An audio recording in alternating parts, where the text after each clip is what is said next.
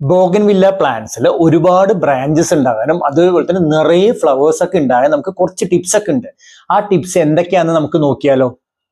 ആദ്യം നമ്മൾ ചെയ്യേണ്ട ഒരു കാര്യം, ഇങ്ങനെ നീണ്ടുപോയ കമ്പുകളേക്ക് ഒന്ന് സോഫ്റ്റ് പ്രൂൺ ചെയ്ത് കൊടുക്കുക എന്നുള്ളതാണ്. ഇങ്ങനെ സോഫ്റ്റ് പ്രൂൺ ചെയ്ത് കൊടുത്തു കഴിഞ്ഞാൽ നമുക്ക് കൂടുതൽ ബ്രാഞ്ചസ് ഉണ്ടാവുകയും ചെയ്യും.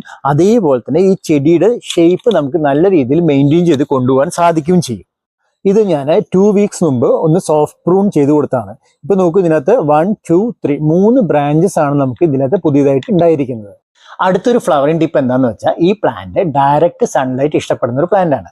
അതുകൊണ്ട് തന്നെ അങ്ങനെ ഒരു സ്പോട്ടിൽ വേണം നമ്മൾ ഈ പ്ലാന്റിനെ പ്ലേസ് ചെയ്യാൻ. അതേപോലെ തന്നെ നമുക്ക് ഡെയിലി ഒരു 5 to 6 hours എങ്കിലും ഡയറക്റ്റ് സൺലൈറ്റ് കിട്ടുന്നുണ്ടെന്ന് നമ്മൾ ഉറപ്പുവരുത്തുക കൂടി വേണം. അടുത്തൊരു ഫ്ലവറിംഗ് ടിപ്പ് എന്താണെന്ന് വെച്ചാൽ, ഈ പ്ലാന്റ് നമുക്ക് എല്ലാവർക്കും അറിയാം, ഇത് ചൂട് കൂടുതൽ ഇഷ്ടപ്പെടുന്ന ഒരു പ്ലാന്റ് ആണ്. അതുകൊണ്ട് തന്നെ ഇതിന് ഡെയിലി വാട്ടറിങ് ചെയ്യരുത്. ഒരു ഓൾട്ടർനേറ്റീവ് ഡേയ്സിലൊക്കെ ഇത് വാട്ടർ ചെയ്യുമ്പോൾ നമുക്ക് ചെറിയ രീതിയിൽ ഈ പ്ലാന്റിന് സ്ട്രെസ് ഫീൽ ചെയ്യും.